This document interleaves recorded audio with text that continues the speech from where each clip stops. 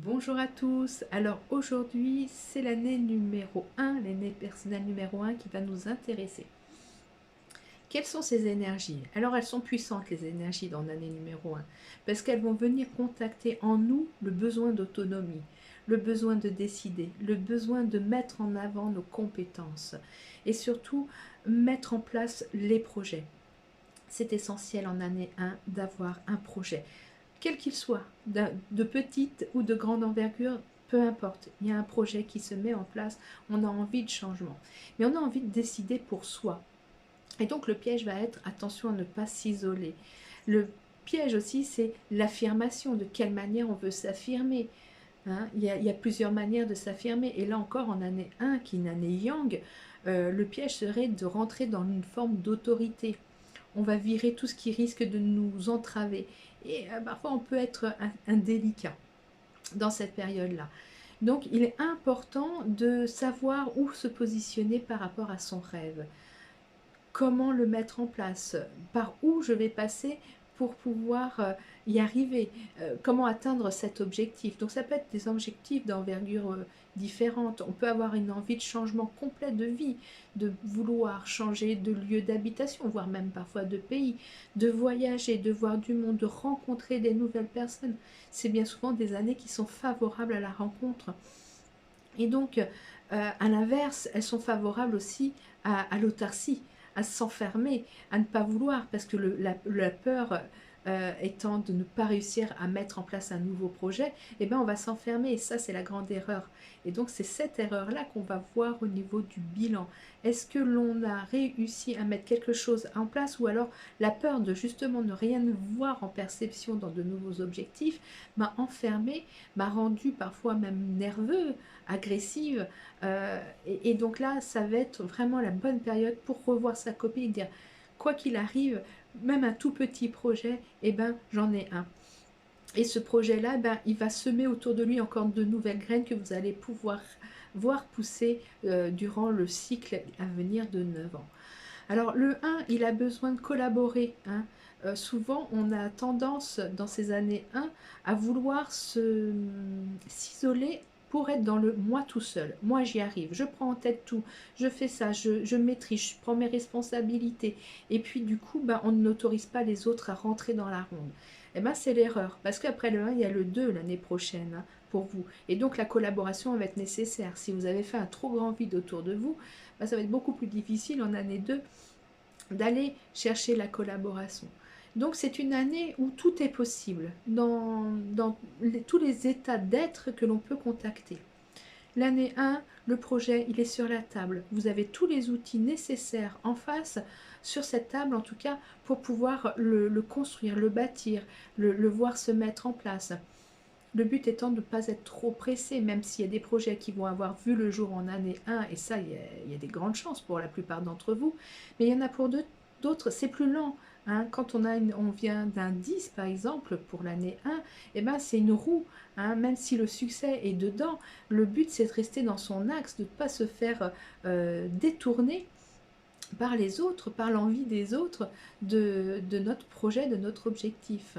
Quand il vient du 19, cette année 1, eh ben c'est le soleil, c'est beaucoup plus simple à mettre en place des projets parce qu'on a cette envie de collaboration, on a une envie importante de rayonner, de prendre la tête, d'être leadership, de créer des projets d'envergure, même parfois énormes.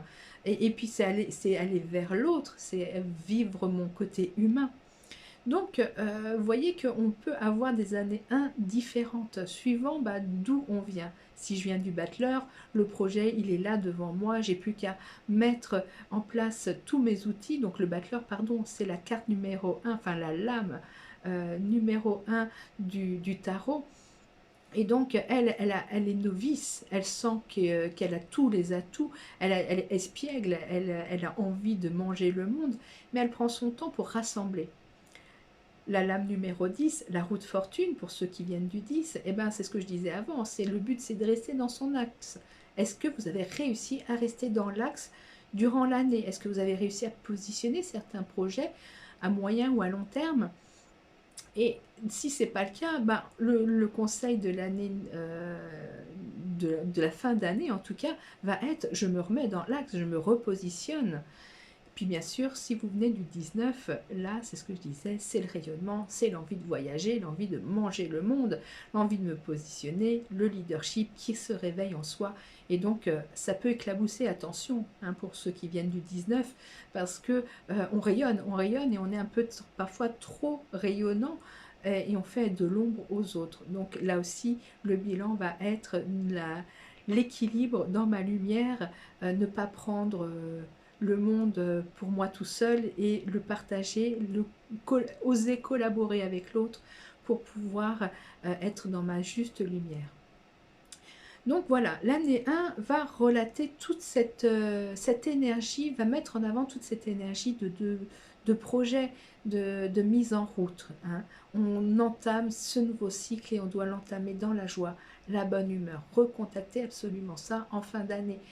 Et puis, être bienveillant envers soi, ne pas être autoritaire avec les autres, mais même avec soi-même. Ne pas essayer de se faire du mal, se fouetter.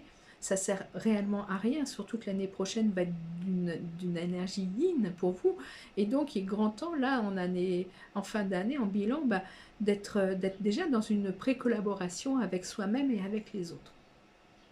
C'est une année aussi qui a pu vous permettre de contacter l'énergie yang dans toute sa globalité, donc l'énergie du père, du frère, du fils.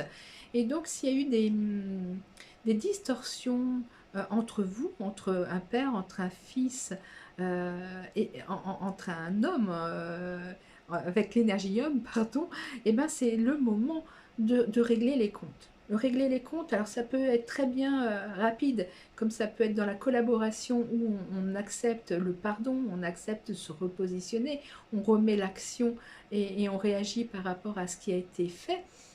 Mais aussi ça peut être à l'inverse où on règle les histoires pour les terminer, pour les clôturer et puis pour finir l'année numéro 1 beaucoup plus léger, beaucoup plus légère, suivant si vous êtes un homme ou une femme.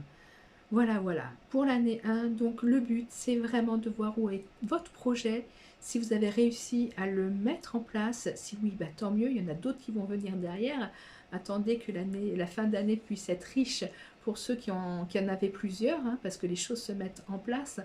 Pour ceux qui n'en avaient pas, pas de panique, ça peut être des tout petits projets, même ne serait-ce que de se mettre à une nouvelle activité, se dire, moi cette année, je décide de partir en voyage et je vais programmer un voyage pour les années à venir. Voilà, ça c'est un projet, même s'il ne voit pas le jour cette année, c'est pas grave.